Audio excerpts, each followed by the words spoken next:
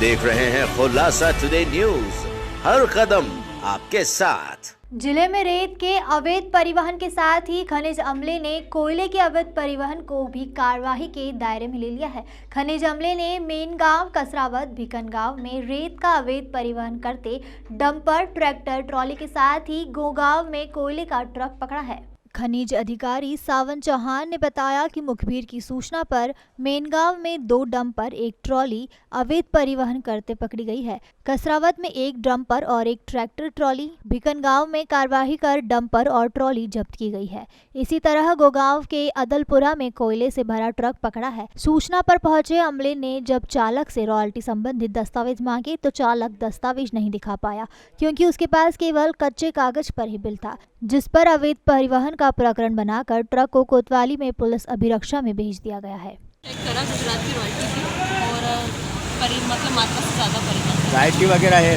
हाँ, गुजरात की रॉयल्टी है, लेकिन क्वांटिटी ज़्यादा है, तो इसलिए उसको किस तरह कार्रवाई होगी सर? हाँ, किस तरह कार्रवाई करेंगे आप? क्या हम समझे नहीं। कार्रवाई किस तरह की कार्रवाई होगी? किस तरह की? इसमें अवैध परिवहन की कार्रवाई होगी।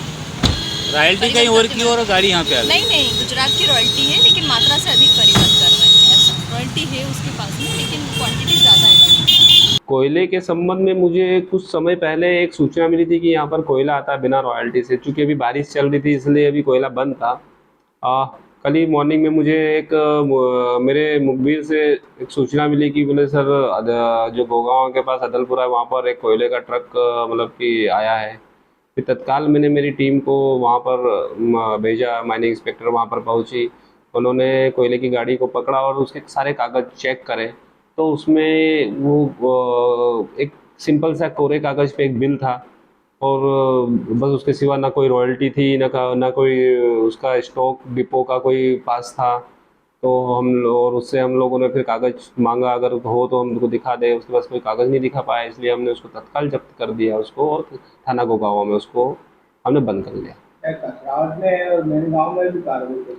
हाँ, खनिज विभाग की कार्रवाई तो सतत चल रही है। जैसे ये कोयले की गाड़ी पकड़ने के बाद मेरे पास एक सूचना आई थी कसरावत में, तो मेरी टीम कसरावत की ओर निकली तो वो मेनगांव थाने के पास में एक रेत का डंपर, ट्रैक्टर और एक एमसेंट का ट्रैक्टर मिला उसे।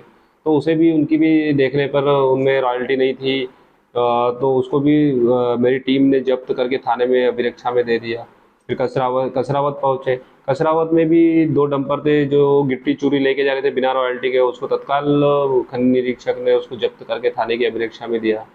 और ऐसे ही भिकनगांव में मेरे पास एक सूचना आई थी कि वहाँ पर रेत के 2 ओवरलोड ट्रक खड़े हैं। तो मैंने तत्काल वहाँ के जो थाना प्रभारी बाथम साहब को मैंने कॉल लगा के उनसे कोऑर्डिनेट किया और उनको मैंने बोला, तो उन्होंने उनकी मदद से फिर हमने 2 डंपर वहाँ भिकनगांव थाने में भी बंद किए। और फिर महेश्वर में भी एक शिकायत प्राप्त हुई थी कल शाम के करीब, तो महेश्वर में भी हम लोग, मेरी टीम ने जाके वहाँ पर रेत के 3 ट्रैक्टर पकड़े और एक गिट्टी का ट्रक पकड़ा जिसमें रॉयल्टी नहीं थी।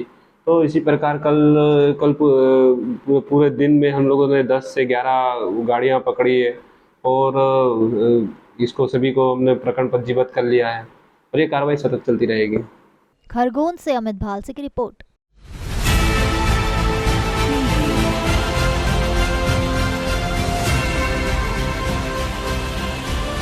आप देख रहे हैं खुलासा टुडे न्यूज, हर कदम आपके साथ।